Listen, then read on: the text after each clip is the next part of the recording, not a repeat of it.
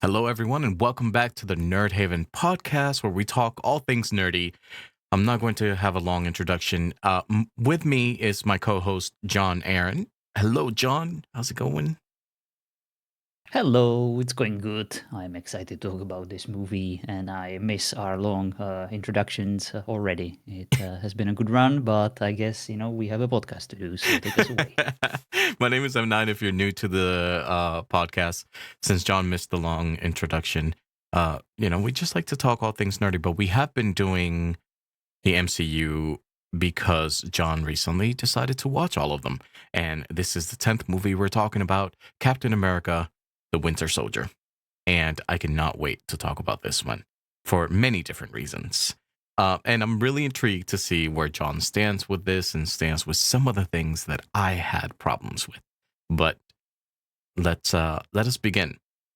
Where would you like to start with this, sir, as per your notes? Well, exactly with this one, because you immediately piqued my interest with this preamble, because I'm very curious to hear why do you find this to be objectionable or potentially uh, why do you think your opinion could be considered controversial about this movie? Because from everything I saw, I would think that this would be one of the better MCU movies that would be universally liked. Do you find yourself to be in the opposite camp? Actually, I don't. This was my favorite Marvel movie for a very long time. Number one. Um, However, I can. There's a couple of things within this movie that rubbed me the wrong way, and it's in particular to some characters, and that being Bucky. um, Oh, I I guess, and this is a bit more later on as well. I find the Winter Soldier or Bucky very unlikable, and I think that it's kind of the point, because of everything that's happening. Um, but he, it's almost hard to root for him or to even understand why it's such a big deal for Steve. It's like your friend's dead. Like, just let it go. In many ways, that was kind of my thinking. But but then when we talked about, we talked about Captain America, the first Avenger, we understood that friendship, right? We understood that it meant a lot to them, and that they were willing to make sacrifices for each other, and that it was a good friendship. So that's carried along. But there's certain things that I feel like Captain America's willing to risk just for Bucky. And I think a lot of the times that annoyed me. I don't know if that makes any sense. it makes total sense. And it's absolutely hilarious that you mention it because I'm at the exact opposite camp as always. Because to me, I wasn't really a big of a fan of this movie. No matter if it was my first watch or the second watch, there were certain problems that I had with this movie that we will get into eventually. But if there was one thing, one silver lining that I enjoyed, it was Captain America's insistence on the fact that everyone can be redeemed. I almost saw a certain quality of Matt Murdock in him. Like Yeah, yeah, he's the yeah. redeemer, he's the Christian character, he's the one who always believes in the good of certain people, especially those close to him. Bucky to him was his best friend. He was the closest person he had in this world who always had his back. And I found this sentiment, of course, ridiculous. He was risking way too much. But at the same time, I loved it. I loved the dedication, the just a brainless, fully emotional approach, to the fact that, well, you can either kill me or we're gonna find a way to work together because we used to be best friends. And I'm here, what was the line? Like to the end of the road, Yeah, and yeah. it was so sweet to me. And I absolutely understand your problem with it. I totally do. Like as a mainly rational person, very analytical, very cold-hearted asshole, I totally understand your criticism. But I thought that Winter Soldier was the best part of this movie. I thought he was so freaking badass. Every single scene he entered, the eerie music started playing. You could see the Hmm. badass outfit, the look, the hair, the edgy emo, freaking half metal, half man, just so intense in every fight scene. This is actually probably my favorite MCU movie yet, like so far, when it comes to fight scenes. The brutality, the sheer, Yes. I would say, I'm not counting the later parts where fucking helicarriers or whatever they're called, the flying freaking Titanics, destined to fall and fail in every single aspect of their existence. I don't understand why they keep insisting on building those fucking Nick Furies, probably using as a tax write-off or something. It's just, I couldn't explain to you why. It's such a bad idea. Anything that flies MCU eventually will go down, no matter if it's a person or if it's a ship or just, man-made object. So that's besides the point, though. I loved all the individual fight scenes between Bucky and Captain America, the way he threw the shield around and he just caught it or just smacked it around like a fly. And oh, he was so badass. Yeah, and like for me, it's not necessarily a problem with the filmmaking decision. It's more as in like if I existed in this world and I was next to Captain America, I would be like, "What the fuck are you doing?" You know? Like so as a movie fan, I completely understand the decisions and I actually enjoy the the storytelling of it all. But as a person, I'm like, is this worth it? I- But he's his friend, M. Night. he's yeah, but Friendship forever. friends come and go, you know, and at this point, that's not really your friend, and you don't know if he's redeemable or not. And But he's they're both from the same timeline. They play baseball together. Come on. They know the same references. They listen to the same music. I just feel like it's one of those like superhero things where it's like um you're trying to do the right thing, but you're kind of ignoring logic. And but it's a superhero thing, you know? So like you can't be mad at it because everyone does it. Where it's like, are you doing the right thing for everyone or are you doing the right thing for you? Um Yeah. and it's a character conflict, which I find interesting. But what I mean about like I didn't find Bucky very likable is because of that. Like I'm like there's a lot of the times that I'm like, Captain America, can you just like forget about your girlfriend, please, and just fucking do what you need to do? Um, 'cause, Oh no. like it's just like so. Without getting any spoilers, you know, this actually comes more into play later on as well. Hmm. Um, but it's it was like I just kind of wanted to choke Steve sometimes. So for you, Bucky is essentially that one shitty friend that like ruins your entire friendship with everyone else. But Yeah, he's the bad influence, and like yeah, it's the bad influence. yeah, like you need better friends. Like, but anyway, back to what I was kind of saying about this is actually my favorite movie for many other reasons. I think as far as directing, some of the cinematography, the soundtracks, the some of the I think this is some of the best acting in some of the Marvel movies as well. There's a lot of weight to it. Um it gets dark, you know, it gets dark and gritty as far as uh you know the mystery and the humanity of it all when it comes to like Bucky. um we get to know a little bit more about Black Widow and um the Shield stuff for me is always kind of dismissible. I kind of don't give a shit about Shield. but but it always plays a part, you know? Um, Yeah. and yeah, there's we get into a little bit more about like Hydra's infiltration and all that stuff. And um for I think what I really liked about this movie was that it felt a bit more um detached thematically from the MCU, even though, you know, all these things connect somehow to the MCU and they're still superheroes, but thematically it felt like this could have just been really good political thriller movie or something like that, you know? Indeed, indeed. And I will take it from here because you mentioned a lot of the points that I will definitely expand upon a bit later. But for now, allow me to offer you three of my titles that I think better characterize this movie Go ahead. than A Winter Soldier. To me, this movie can either be Captain America, the red, white, and blue balls, Captain America, Trust No One Except for Everyone, and Captain America, Wasted Potential.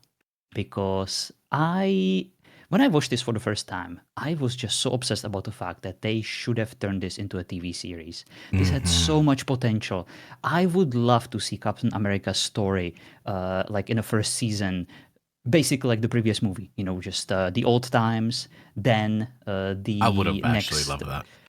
the next season would have been him like doing missions, you know, for the shields, slowly uncovering that there is something kind of weird going on. You know, Black Widow has these secret quests and he's not aware of it. His mistrust is slowly building up, and you know, he kind of starts investigating the shield and probably gets into conflict with Nick Fury, and it all could kind of result in like the final episode of season 2 that would essentially be this movie, you know, and they could like tease Bucky's involvement eventually, and he would eventually, you know, discover it. And I really think that this would have worked much better as a TV show because they crammed a lot into this freaking Agreed. movie.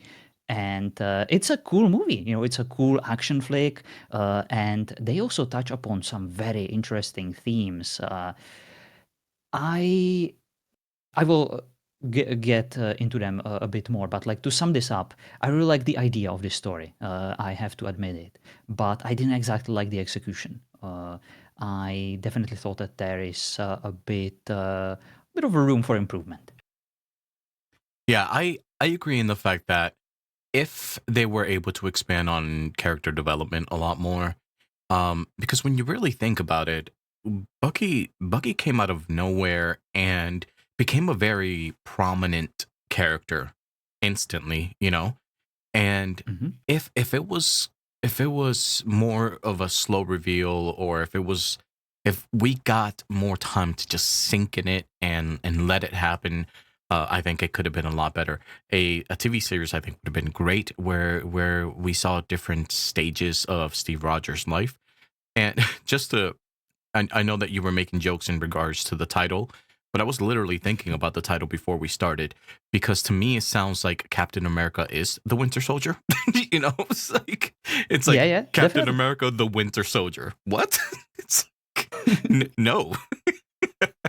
uh, but yeah, I kind of understand the direction they went with Bucky, and I understand how much it means to Steve, but and I overplayed it because it's such a minor like grievance for me, like to hate on Bucky. He's he is kind of dismissible for like the rest of the MCU, I feel. Um but I understand why things went this way because they're leading to much bigger things. Um but I actually love this movie. I think I've saw it more than once in theaters too. Oh, very cool. That's a big, I would say, compliment when it comes to you, right? Yeah, for sure. Um So I think that, sorry if I'm cutting you off. no, go ahead, go ahead. I think that Bucky definitely suffers the most from the all-star treatment of the MC universe. You know, Mhm. these movies only have like a limited amount of time they can invest into these characters, and I feel like he would have definitely benefited from a little bit of an expansion, perhaps a better introduction, perhaps a better origin story. Not exactly like, you know, what he was like before he turned into a Winter Soldier, but like, you know, see him being tortured, see him being manipulated and brainwashed into, you know, this Russian tool, this assassin. I think that would have been pretty cool, almost like a similar story to what Scarlett Johansson has, you know. Right. But I feel like his would have been even cooler in this regard. But yeah, I guess it is what it is. You know, I am not complaining with how he was introduced. I very much enjoyed him in this movie, but it's one of those cases, you know, where they could have done more. But I don't really mind his particular Yeah. inclusion. Yeah, no, I agree. And I think for me, this this movie actually elevated the MCU as a whole. I think the MCU in this movie went from a lot of just like origin movies and action pieces and things like that to a movie that meant slightly more than what it was superficially. I think um by it being kind of like a political thriller and kind of like a classic spy film in a way too, it it gave the superhero genre a bit more of a mature, grounded, and like I don't know, addressing real world issues in a way with like government control and whatever. Um, and I think that that is one of the things that I really like about this movie, that it felt like the next step up from the MCU for like the first time.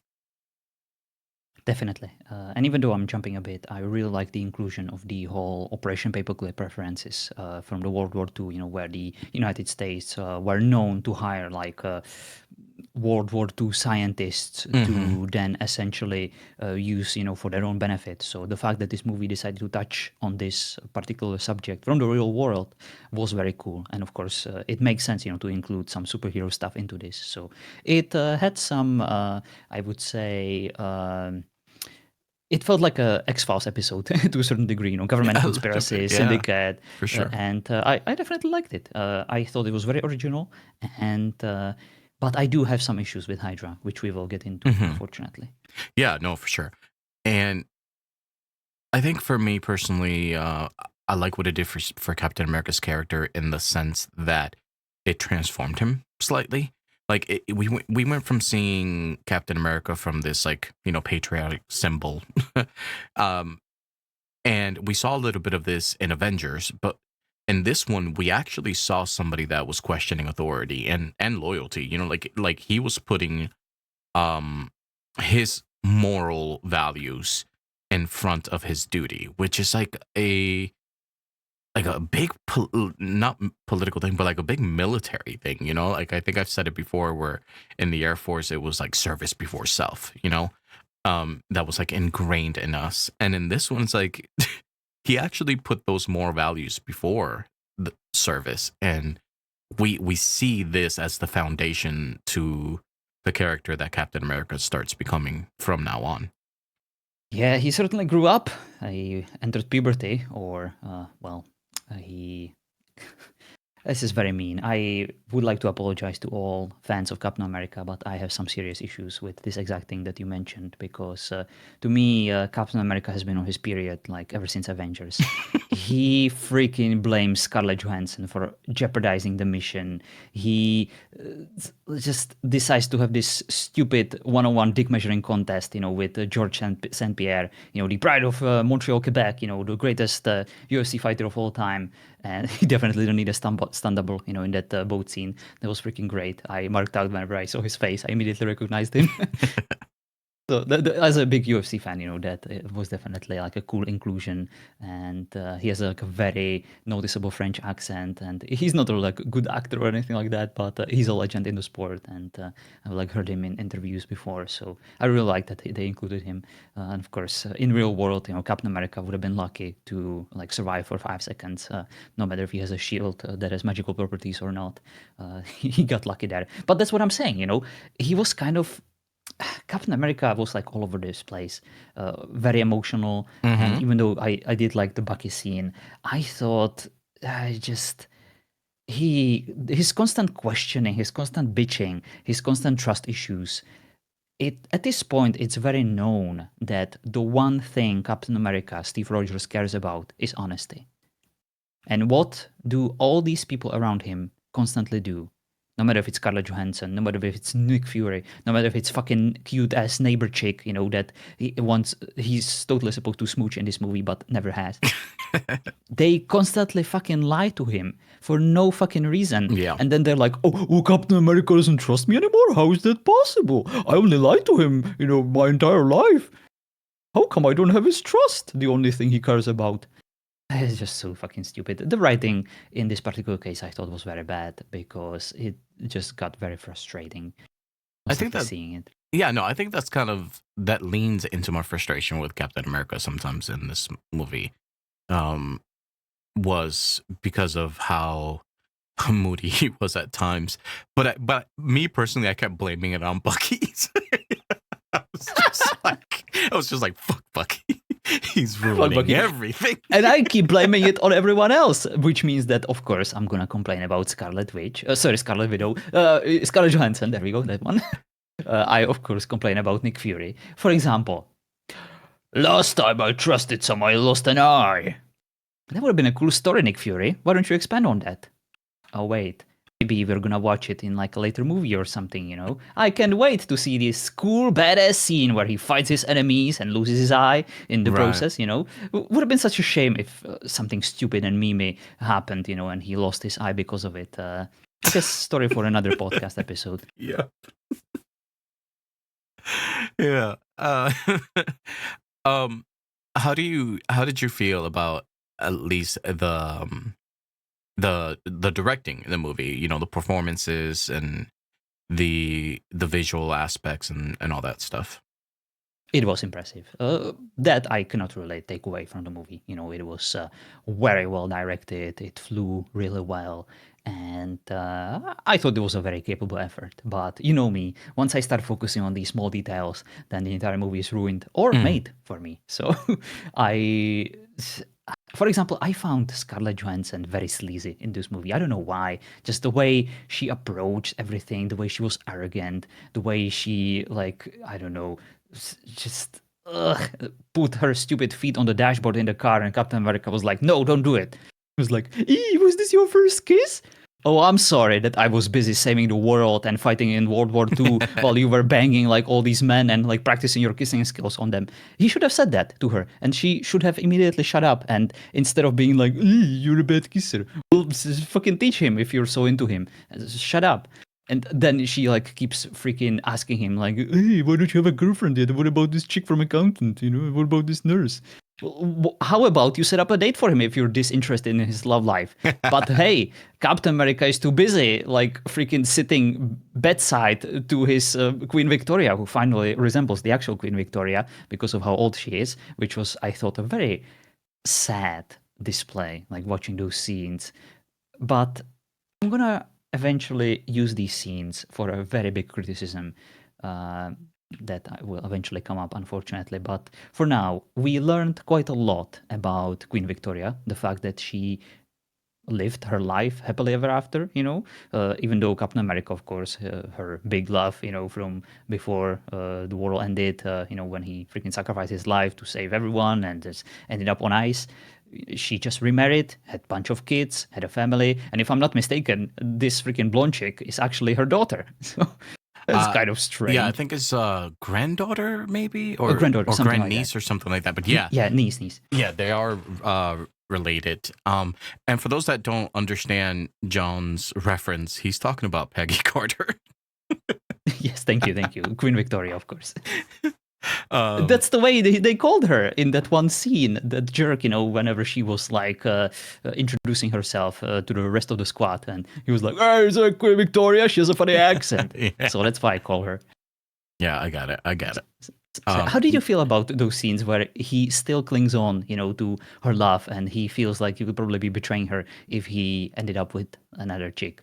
So it's frustrating to me because I understand the sweetness of it and like the romantic aspect of it, which, you know, he feels she was his one true love. And I don't really understand why. Like they didn't really have a very developed relationship. It was just like a feeling, I suppose. But for me, it's frustrating in the sense that I feel like a normal person would have moved on. I don't know. It's like, Exactly. Let her go, man. Just- Bring her cookies, change her nappy, and go live your life. which brings me to my point. You can let Bucky go as well. No. That's true friendship, okay? And he's still young. And he has a cool shiny arm. but I How think, dare you? But I think that you know, in that sense, at least Steve Rogers' character is consistent, right? He holds on to things, and Yes. it's fucking frustrating. So every time I was like, "Oh, he's missing Bucky. How sweet!" Or like, "This fucking asshole. I wish he would have like forget about him." I love. Yeah, I love that you're essentially looking at the same problem with two different people, and Yeah. you're all for the friendship one, but you're not in it for the romance one. But Yeah. it's literally the same thing. It is. I love it. I love it. See, this is why we cannot watch these movies together, because we probably would have ended up in a fight. If things would have gotten physical. Yeah, I would have been like, it's literally the same fucking problem. What the fuck? But the funniest part about this is we can both argue against each other with the same exact argument. Exactly. Because I'm the same way, the other way around. Yes, I think it's sweet. Yes, you loved her, but like Bucky, you could let them both go. they they meant something to you 100 years ago. I guess we're gonna have to agree to disagree, M. Night. I'm not cutting off my friendship bracelet with Bucky just yet. Like, you see that beautiful woman right there? She has her blood in her. Now she needs you but in she her. refuses his generous offer of loading his washing machine, M9, so obviously they don't have chemistry. That's true. Yeah. What can you do? Chemistry is very important. It sure is. Let's talk about one of those complaints about Captain America I have, and the fact that he just keeps complaining about literally everything. Do you think he even gives a shit about this planet? Because every time Nick Fury is like, "I have this plan to save the planet. We're gonna build a bunch of helicarriers. We're gonna be like surveilling the planet in case any kind of alien invasion or incursion occurs. We're gonna be ready." And Captain America's like, "But what about freedom? What about if we use these against the humanity? Are we the baddies? Are we literally Hitler if we have means to protect ourselves, from certain threats like Thanos?" I think this goes back to what I said earlier. I think Captain America's logic is masked by his by his morals, and it's definitely a character flaw, in my opinion. And that's fine, right? We're all better for having character flaws, sure, whatever. But I think that it does come across that way. I think that he would rather do the right thing for what he believes than to save people. He would rather not sacrifice who he is as a person than to save the world. Yeah, he's stubbornly consistent, and we also need to bring up the one thing that isn't mentioned often, but he's a man of faith, and I think he would be willing to risk anything Right. for his faith in humanity, in Bucky, and in the fact that maybe for him and Queen Victoria there is happily ever after. Yeah, and I'll play devil's advocate in the sense that if you were to pull someone, from 100 years ago and bring them into today, they would probably hate the world. Like, is this world worth saving anymore? It's like I feel like there's so much weight on him as to like he doesn't belong here, that he's kind of detached. So when you're a little detached, you don't see yourself as responsible for the world, because you don't belong here. I think there's certain times that I feel like Steve feels like he died 100 years ago. I couldn't agree more, and that's why I thought the TV show would have been so much cooler than just this movie, because we would have to. I would love to see him struggle, with this century, with this new life, with the fact that he only has all that he has left, is Queen Victoria and Bucky, and like this kind of flimsy allegiance, with the shield, which kind of leads nowhere anyway. So he's unhappy. He is kind of struggling. And I guess the Avengers are his only family, but for how long, before him and Tony Stark get into another spat, which is gonna, of course, happen very soon. Families disagree. Oh, yes, they do. And yeah, I mean, and all of these things that I'm saying as negative points are subjective. Like they're negative towards me, perhaps, but I'm sure that there's other people that thought that that was a strong point towards them. Kind of like how you and I were just going back and forth. But I think that's kind of what makes this movie so good for me is the fact that you can take sides and you can slightly lean Align one way. yourself with certain characters and their Exactly. decisions. And it worked. It makes me want to punch some people, but but it works. Yeah, we're going back to the extremely important concept of consistency. Captain America is all about consistency, Mhm. and as long as he remains consistent, that's when he shines. That's when where his movies shine. And I am really glad that he's not this chaotic presence who just kind of makes random decisions, but everything he does always makes sense for him from his perspective. Yeah. So, and I will say that with the release of this movie, the Captain America series instantly became stronger for me because Hmm. I enjoyed the first one, sure. But with this one, it's like, I love this one. And now I thought the Captain America movies were better than the Iron Man movies. Ah, interesting. So this is the shift for you. Yeah, this is the shift. And it doesn't really stop, if I'm being honest. We'll talk about Civil War, but Iron Man's movies do stop. no, but I mean like the Yeah, I know the what you mean. Captain America series is the strongest series when it comes to like Thor, for at least for me, Thor, Iron Man, even I mean, I won't include the Avengers since it's a catch-all, but standalone movies, they're consistently strong, and I think they slack off the least out of all the other standalones. I see. Interesting. Okay, okay. May I quote something for you? Hmm. Give me 4 hours. You have 3. Who the fuck does he think he is, this Mr. Fury? Some mystical divine being in charge of time? You're a bit too early for that, Mr. Fury. He's the boss. He is the boss, but he's not the boss of time, okay? You don't say this to people if you want them to like speed things up. It's so disrespectful and mean. It's like, why did you hire them in the first place if you think that they have no time management skills? Do you think that they're just spending that 1 hour just sitting on their ass and just being like, oh, I'm really, really doing nothing right now. Oh, if only Mr. Fury does not notice. But have you never heard that from a boss? I think it's a gross cliche and I hate it. It is. It's the fucking worst. But I definitely have heard it. Like there was one time, just sidebar. There was one time my Okay. boss was like, "Well, you got like 10 minutes to get this done," and I was like, "Well, I would have gotten it done in 10 minutes, but you just interrupted me, so now it's gonna be 20 minutes." Out of spite. Yeah. That'll show him. Got him. And he just like grunted and walked away.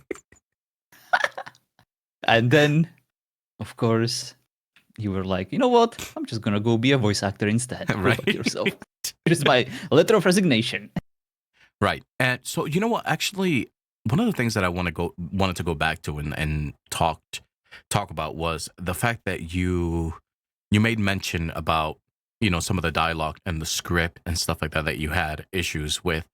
Um, that was never a concern for me in this movie, which is interesting that it's a complaint for you. I thought that some of the dialogue and the performances were so fucking good in this movie. Oh, and we also just as a ADHD side point, we met Sam in this movie. Falcon.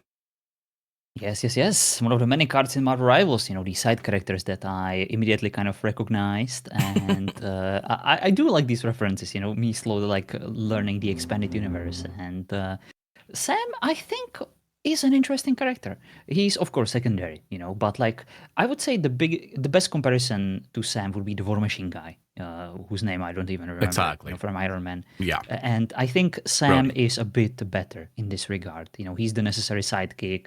But what I don't like is that for a bunch of these artificial superheroes, flying seems to be just their only just ability. superpower, Yeah. yeah, ability, and it's a bit overused in my opinion. What do you think? I kind of agree. I although, he's a bird. it's, It's a bird. it's a falcon, so like but Sure, he um can have his wings. but I do like that it's a bit more of a technical type of thing. He has the little gadgets and stuff that attach and whatever that we see later on. Um and uh and it kind of does get better, but I agree, like, and at this stage, which is very early on Falcon, all he could do is just use his wings to his advantage and fighting and Mhm. stuff like that. Um but yeah, then you think about War Machine, and unless you're talking about all the weapons, yeah, he can fly. Yeah. He's a very sympathetic character to me. He's very, he's not like exactly appealing, but he's very unintrusive. Like every scene he's, so okay, yeah, he helps. He's fine. I can get behind that. Yeah, I think it's always important to get characters that are a little bit, and this is kind of a filmmaking decision, I think. You always need characters that are a little bit newer and fresher to the plot, because that's where we are as an audience. Um, Mhm. and if everyone is kind of in on what's going on, or they're like instantly Captain America, then we don't really have anyone to relate that's a bit more laid back. And I think that that's kind of the point of Falcon. And I really like Falcon. He realized that he couldn't beat Eminem in a rap battle, so he decided to become an Avenger instead. You never I seen Eight have no Mile. You idea. don't get the joke. Yeah, it's No. fine. 8 Mile. That's the movie with Eminem. Right. I thought you meant Eminem, like the candy. The way you pronounced it. It's like that completely derailed me. I apologize. Wait, he was in that movie, like the actor? Yeah, he was Papa Doc. He He was was like, the rapper? yep. Oh, okay. Oh my god, I never realized. That's so cool. Thank you for that. Yeah, there's like So this he's the joke. mom spaghetti guy. There's a joke that was like, this just proves that it's easier to beat Thanos than it is to beat Eminem. Oh, amazing. But Okay. but yeah, what I want to get to some of your complaints though, because you've kind of dropped a couple of things here and there, but I know there's more. Definitely. The one thing you mentioned about like me complaining about the dialogues potentially, it wasn't exactly like how they were written, but how they were said. I don't know what it is with Scarlett Johansson's voice in this movie, but she felt kind of robotic and sleazy to me. I didn't really like it. It was something just so like, you know, me and sassy ladies that don't exactly have like enough to support their sass and I have nothing against confident ladies. It's absolutely an Here comes the attractable disclaimer, quality, guys. but but very big but, like, the confidence has to be supported by an actual set of skills or something sympathetic that is highly subjective to me. I fully understand. Scarlett Johansson is, of course, beautiful lady, and I kind of like how she had like less makeup in this movie whenever they were on the run. That's always like a nice, like a inclusion. You know, whenever you can notice that she's not just always so glamorous. Like when you compare her during those scenes when they were on the run with, for example, when she was having the final speech at the committee. You know, she looked like a completely different person. Like the makeup does a lot for her, Yeah. and I did enjoy that. But like the way she was saying those lines, she sounds like she's on TRT, like testosterone replacement therapy. She just has that like crackly voice, you know. And I know that's probably a very unfair thing to say, but I don't know. She has She a just, very deep, like raspy type of tone sometimes, which yeah, maybe she does it on purpose, you know, and it does make sense for the character that she plays. yeah. But I don't know. There is just some kind of sleaziness about her that just rubbed me the wrong way. I didn't like it. Do you know what is something that I think about, and this is just kind of a side rant. Um, this might be my ADHD, but have you ever been watching a movie and you're thinking, who did your hair? You know, because I know you didn't blow dry your hair. And I'm talking about, like, sometimes I'm watching a movie and you see, like, for example, Steve Rogers, and his hair is just kind of like blow dry, slick back, and just like it looks very nice. And I'm like, did you get up this morning and blow dry your hair? That The is world is literally on fire, and you invested 30 minutes in the bathroom to blow dry your hair. I just like I don't know why. I know it's a me thing, but it happens in movies all the time where it takes me out of the scene because I know that was a makeup team that did that, not the character, you know? Yeah, I genuinely appreciate TV shows and movies who are not afraid to cast ugly people like myself, that I can relate to. For example, Dexter, fucking Batista, LaGuerta, even Quinn with his fucking sausage fingers, Surprise, motherfucker. Yeah, even like Deborah isn't like conventionally like a freaking model. She's beautiful, but she's extremely like tall and thin Yeah, just and very like has normal a foul looking. mouth. Yeah, and just normal people. And I love shows that are not afraid to like Dexter constantly looks like he freaking didn't sleep for 3 days and just always like gets out of bed. And he has like freaking sweat stains, under his Yeah, t-shirts. That's what wrinkle I want in shirts. these movies. Yeah, like no matter if these are superheroes, like they don't always have to look fucking perfect, like in their spandex. That's Just my give point. them some wrinkles. That's my point. It's like I was like, why does your hair look perfect? You didn't do your hair this morning. I know that you Yeah. wouldn't. But anyway, moving They along. have to look marketable, and it's not a concern of this movie to come across as genuine. Not And at it's a all. shame because it should have even done this. Just because they throw some shit dirt on their face, doesn't mean that that's how they should look like after these fights. They don't always have to look fucking sexy. And I think it's because sometimes we like to think about these movies as realistic and they're not.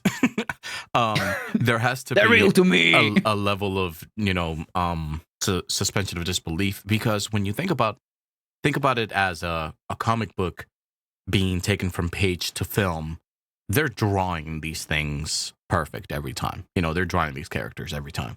And when you're Very true. watching it on screen, we should kind of be thinking about that. But a lot of the times I'm not.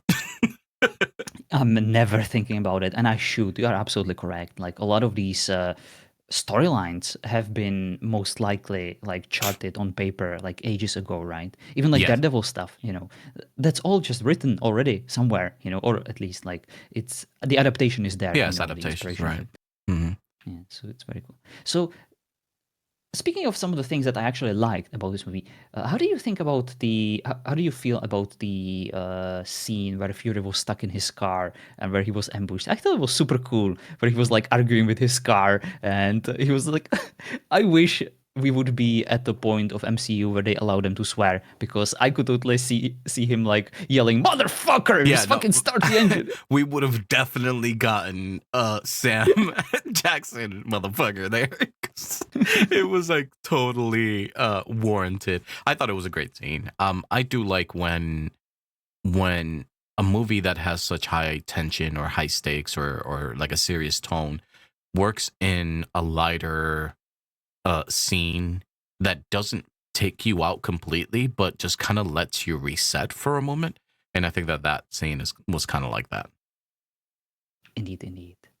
All right, let's talk about the things I hate about this movie. Let's do it. And one of them comes shortly after this car scene when Fury tells Captain America not to trust anyone.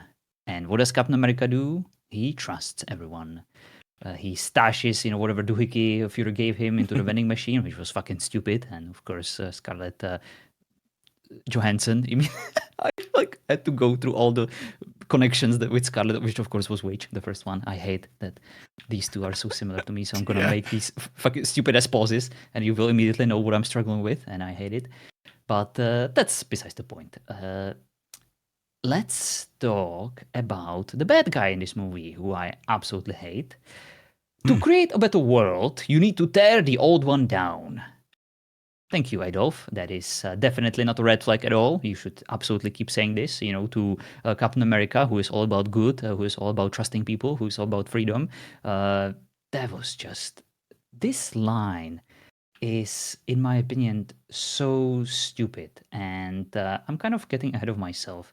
But we will eventually run into the issue that this movie and this bad guy is trying to recreate the exact same argument that Loki made for his own excuse to attack humanity and enslave them and freedom of making a choice, you know. The fact that they are free is a problem. We need to cure them, you know, they Right. cannot be trusted. And it's such a at this point it's a meme to me in these movies with the MCU freaking cast, because every bad guy just thinks that, you know, people can be trusted with freedom, but I can. I'm definitely not Hitler, you know, because that's exactly what he wanted. But we'll get to the freaking nonsense of this even more. So then, of course, another quote. He told me not to trust anyone. I wonder if that included him.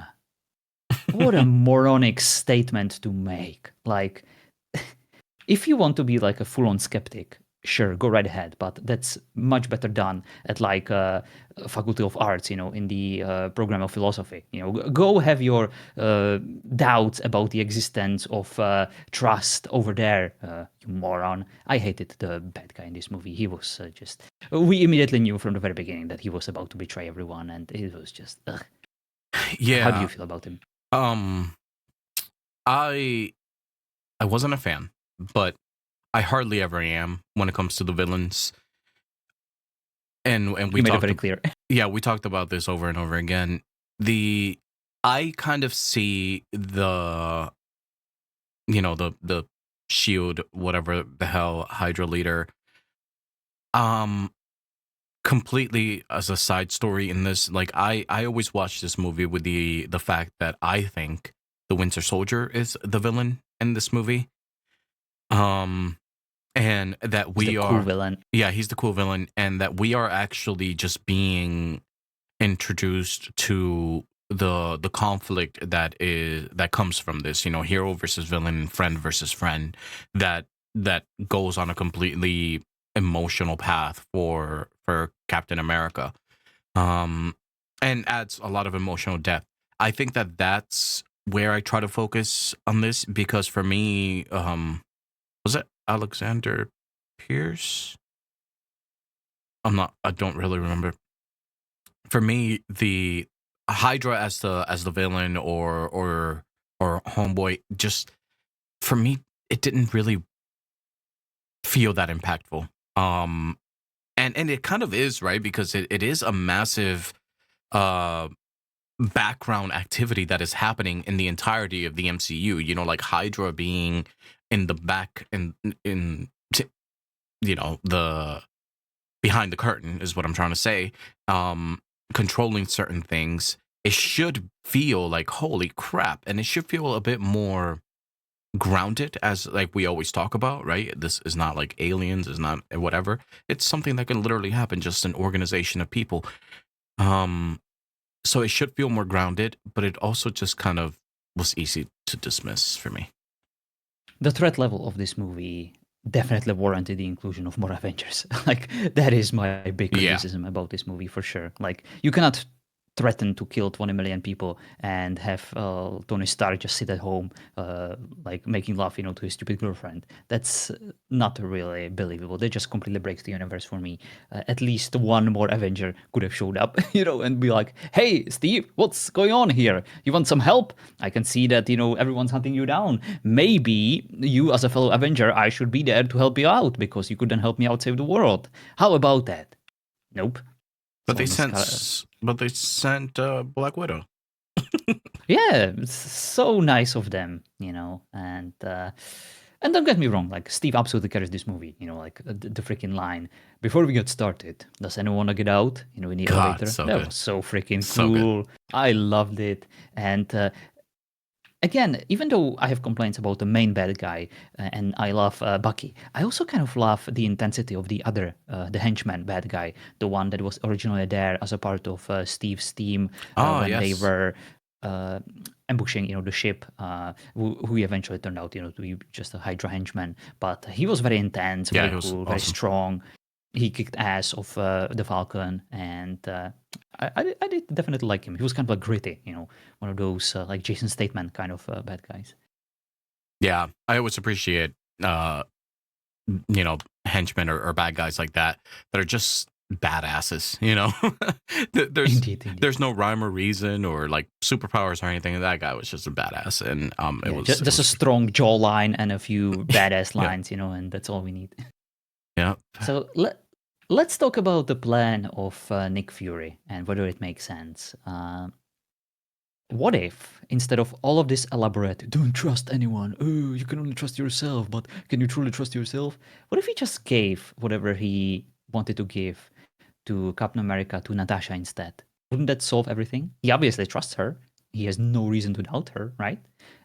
What if he just told Captain America to only trust her and his other like shield brunette lady, that's always his most trustworthy freaking companion that's always there whenever he needs her, the one that was supposed to be there like in 4 hours and then in 3 hours because Nick Fury was like, oh, you're gonna have to be in 3 hours. It's like, it made no sense to me. I didn't really like this. I thought it was badly written, and but it's whatever. The movie still happened. Nick Fury faked his death, and at least this allowed us to see the Kurosawa scene, because I really liked the freaky that they turned, the scientist from the first movie into essentially an LLM slash data center, and Yeah. he was like, "You're standing in my brain," Yeah. and he does exactly what the current like large language models are supposed to do, right? To kind of be profitable, to be marketable, to start earning money and stuff, and to potentially be exploited by powerful governments to manipulate people and cause chaos. So he is kind of foretelling our future in this regard. I like it. Agreed. Yeah. No, I actually really like that as well. It was kind of a nice throwback to the first Captain America. Indeed, indeed. And I love these throwbacks. It's such a, one could say it's a fan service, but I find it to be just a continuity reference Hmm. orgy, and I'm here for it. I want to have it all over my face. Just give me more. I love these references. I love whenever like old characters from the first movie show up in the third movie, even like in a small reference. Just Yeah. give me all of it. I'm just here Because for it it makes all. your investment worth it, right? Like it makes all the things that you see that that you learn when they come back up, you're like, yeah, I'm in it. I got that. I understand. And I it's just understand that reference. yeah, I understand that reference, and it's just really cool to see because not just from a storytelling point of view, but from a viewer stance, it's like just seeing everything connect, whether it's in a small scale or a bigger scale. It just kind of it's just fun. Indeed, indeed. So now I would like to expand upon my criticism of Hydra in this movie, because, and we can start with the very first line that they always keep making. Kind of one head and two more shall Mm, take its she'll take his place. place. Yeah.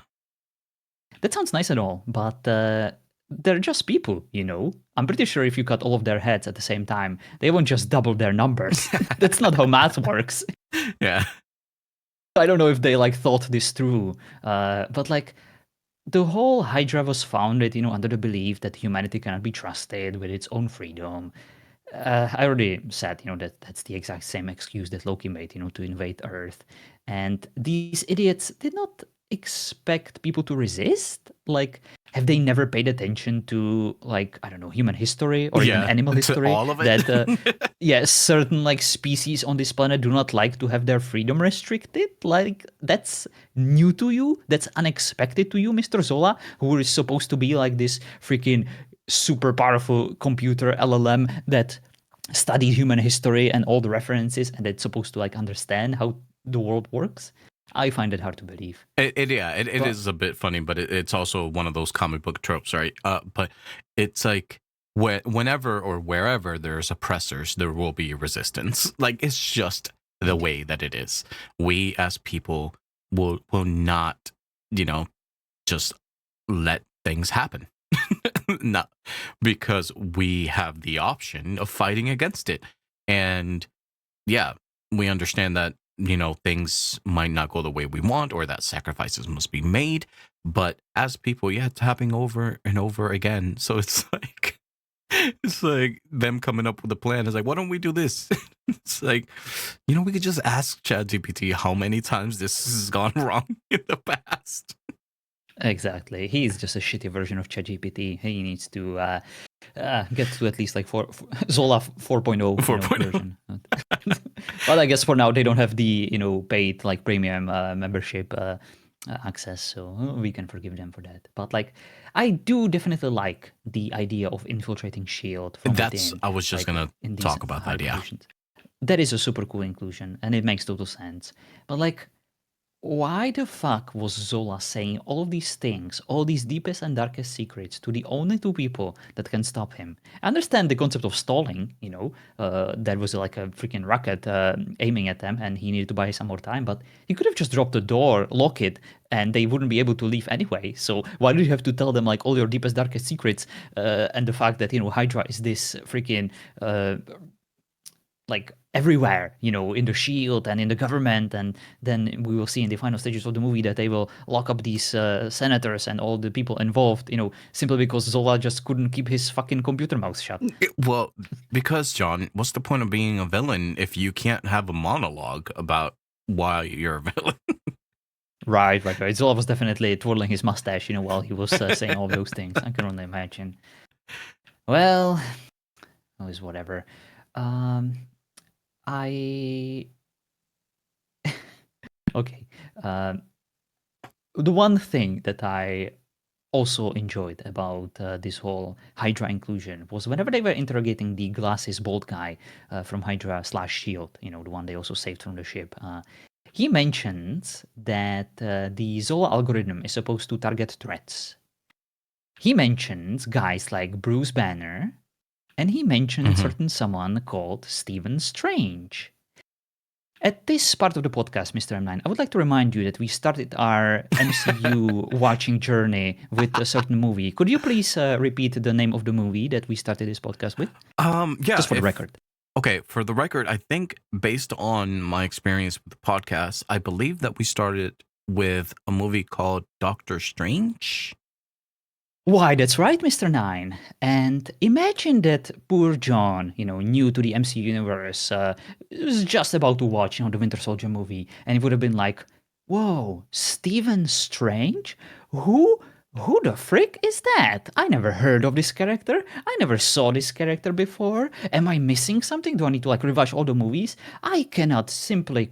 Cope with the fact that I may have not understood this reference. Like, what would I do? So I would just like to point out the irony. I would just like to point out the genius idea of us starting this podcast with the movie Doctor Strange, because somehow it's as if it was meant to be that we got here in this moment, and John understood this reference. How do you reply? I, I, So happy when this movie like scene happened. it's pretty funny coincidentally, but I don't think it's necessary. I think if like it was just a name drop, that later on you could be like, wait a minute, that was mentioned way back then. And on rewatches, it becomes really fun. I believe that it happens later on where they make a reference to like people swinging from buildings and stuff like that when we don't really know about Spider-Man yet, or like crawling on walls. And so it's just like foreshadowing for new characters. So I don't think that you needed to watch Doctor Strange for that. But Well, I guess we're gonna have to agree to disagree one more time. but Doctor Strange is such a good standalone movie, and I think that it's one of the few standalone movies that feel completely disconnected, so that whenever you watch it, it doesn't matter. Some of the other ones rely on cameos and blah blah blah, which kind of make it more complicated. Gotcha. My second to last criticism about this movie, which kind of sums up the whole Hydra inclusion, is the fact that I'm simply not buying the Hydra sales pitch, Right. where killing 20 million people is a good idea that everyone can get behind. Just casually, hey, you want to be a part of this cool ass organization that we have? Sure, you're going to have to put on like a comedic German accent. Sure, we may have had ties with, Nazi Germany. Sure, we may want to kill 20 million people that are selected by this weird ass German scientist algorithm who worked, for this guy who was essentially trying to be the next Hitler, in just a more fantasy form and with a red face. But that's completely fine. Join are funny organizations and you might actually live and survive. Definitely don't stop us and don't go against us, because we never really took into account that some people could be, against this beautiful, amazing idea of, reverting back to Nazi Germany in America. Just because we fought against them in the World War II doesn't mean that they don't have cool things to offer, right? Would you ever join such a stupid-ass organization if you had a free will and at least like a small ounce of reason? No.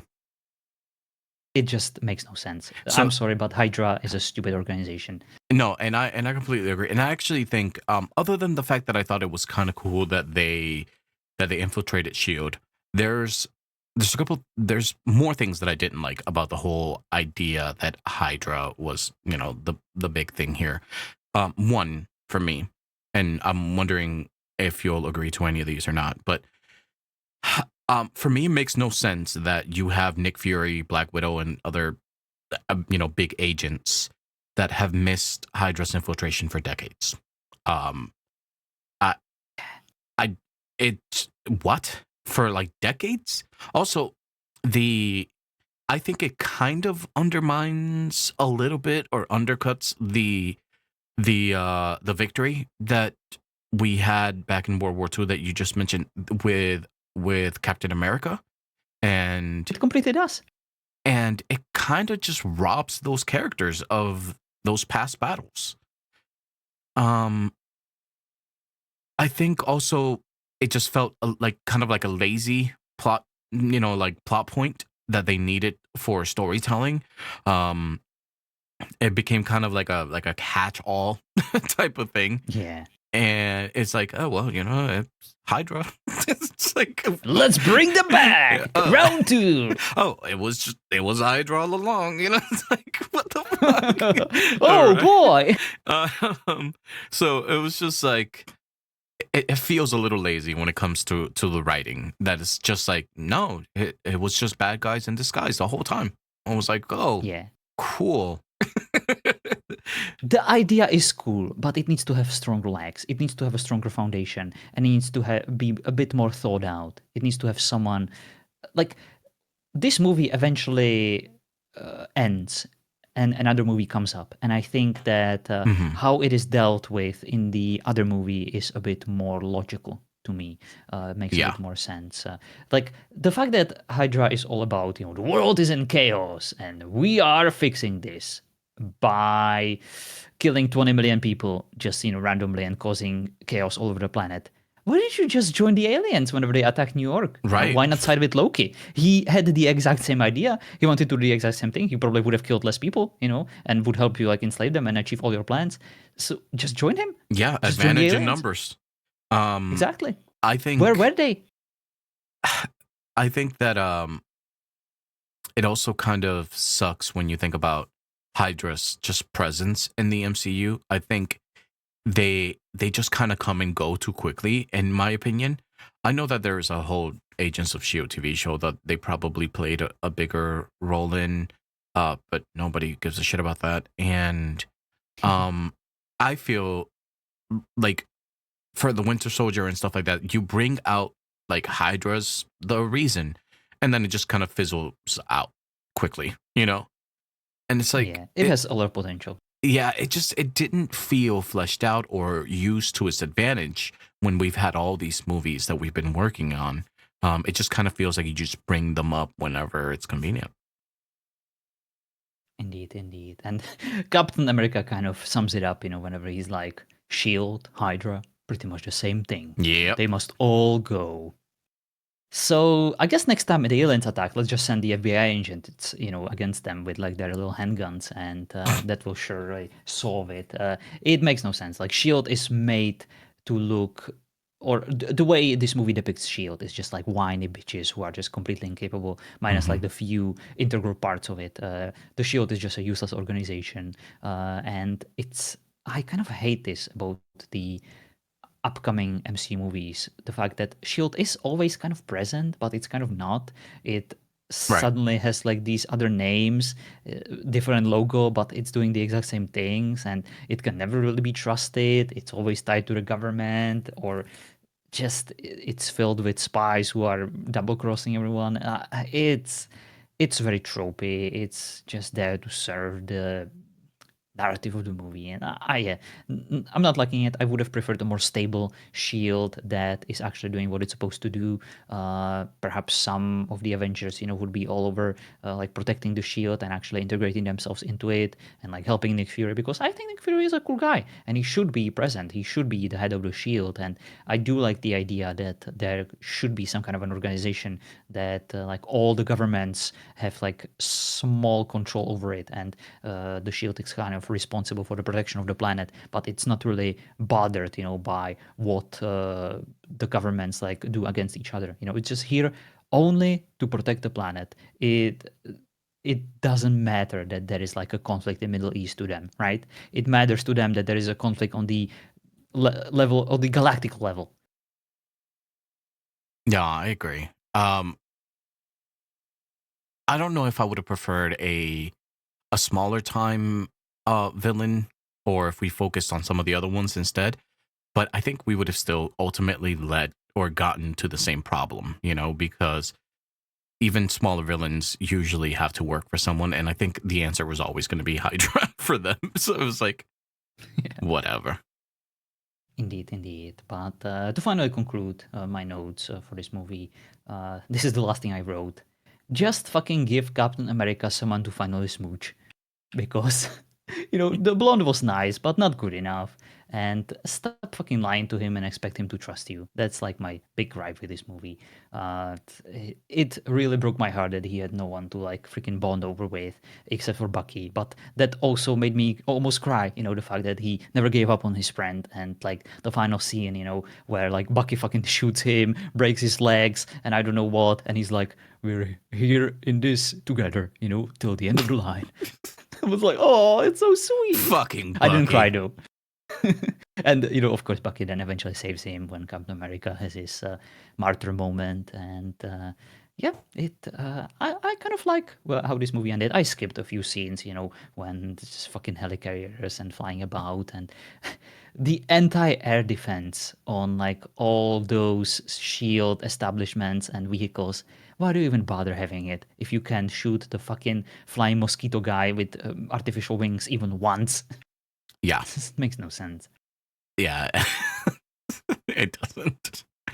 So, Mr. John, where do you rank Captain America? As always, I will let you go first. All right.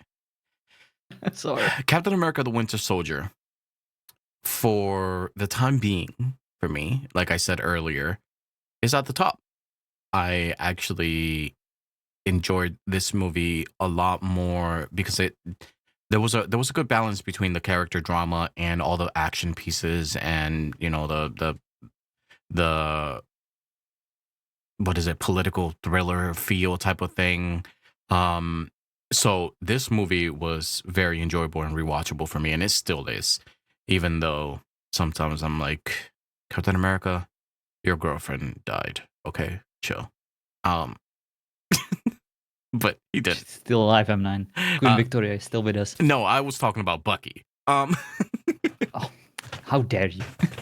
No, but yeah, I love this movie. So it's actually at number 1. This kind of switches back and forth between the Avengers and Captain America Winter Soldier from time to time, depending on my mood.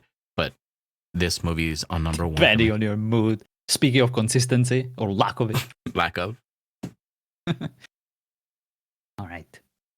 For me, the last place, as always, Iron Man 1. Second to last, it's Iron Man 2. And then, it's Captain America Winter Soldier. Wow. Then it's Thor, then it's Captain America the first movie, which I definitely enjoyed more. Iron Man 3, that I enjoyed even more. Then it's Doctor Strange, then it's still Hulk, and then it's Thor! Dark World! Hell yeah, best MCU movie! Do you know what? Give it to me, haters. Do you know what your list sounds like to me? Someone that's like hate baiting, like rage baiting. Yes. That's why I chose that voice, because it genuinely must feel like that. But I know that you're not, which is the best part. because we've talked about 10 movies now, and you've explained why you enjoy them more than others. But your list is so anti MCU fanboy. So it's the best kind of way to troll them, right? I hate the universe so much that I will actually spend all this time to watch all the movies at least twice, make all these elaborate notes, make literally a podcast about it, just to kind of give it to the haters. Right. And then you're like, Iron Man's the worst movie. It's like, what? Oh, it's freaking great. It's great. I love it. So to kind of buy me some goodwill from the haters, from my lovely haters, I don't actually think there has been a bad MCU movie that I watched yet. This is simply just, of all these good movies, which ones I enjoyed the most and for what reasons. I enjoyed Iron Man 1. Mhm. It was a good movie, and I would have watched it again. I would have been entertained. It's just that all the other ones above it, I enjoyed a bit more for the following reasons that I mentioned in great detail in the previous episode. So I I know agree. how this looks. I totally understand. This is definitely not rage baiting. I have better things to do with my life before anyone dislikes this podcast, for John freaking being a jerk again. But yeah, we will definitely get to MCU movies that I will genuinely claim are so bad that they insulted my intelligence, and I want them to just catch fire and die in Yeah. slow, painful death. And I cannot wait to get to those. But no, I completely agree. There's, when you are ranking movies, unfortunately, you have to put them in order, right? And even when you like certain movies, the ones that are falling at the bottom kind of make it seem like you hate them, but that's not the case.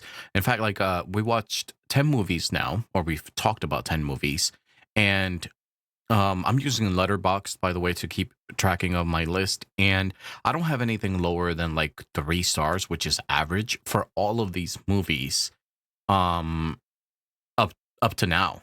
So it's just a matter of which ones I liked more and for what reason. And John has his own reasons, and you know that's what makes this interesting. I sure do, and I cannot wait to get to the future movies because I am definitely looking forward to the Guardians of the Galaxy, which is our next one. Oh, I cannot wait. Uh, did we say we were gonna have light on that? I believe so. Okay. It's her favorite movie, or at least favorite franchise in the and MCU. and we'll which probably makes have it- my wife on for Ant-Man, which comes later on. But yeah, I am so looking forward to that one. yeah, I promise I will behave. it's okay. She can hold her on. Um, no, I think it'll be awesome. It'll be very fun. But thank you, John. This was a good conversation. I actually, like most of the other movies, I wasn't sure where you were going to go with this one because, again, we like movies for different reasons, and I think that while this movie gave you a little bit of both, um, I wasn't sure if like the character drama that you enjoy was enough, and apparently it wasn't. My boy Bucky, of course, will get his redemption eventually, and I cannot wait to talk about it some more. Fuck Bucky. No, I'm kidding. No, he does. Such a cool character. No, he's pretty cool, and unfortunately, he doesn't really become that prominent or that like likable for a while, But we get definitely there. not like in Marvel Rivals. That's for sure. We never heard him once say again. That's kind of how I felt like seeing him in this movie. I was like, God, Bucky again. Well. I cannot wait to talk about the Spider-Man movies in that regard. Then. Oof, I'm excited about those as well. But thank you guys for listening. Thank you, John, for joining. And the next one, like John said, is going to be Guardians of the Galaxy, which should be very interesting because it is a huge tonal shift from this one. Yeah, we were talking all about the dark freaking stories and grounded characters and like constant pain and misery everyone is experiencing in the second phase of the MCU. But then Guardians of the Galaxy will But happen. then Guardians of the Galaxy. And yeah, so thank you guys for hanging out, and we will see you all next time. Bye. Peace.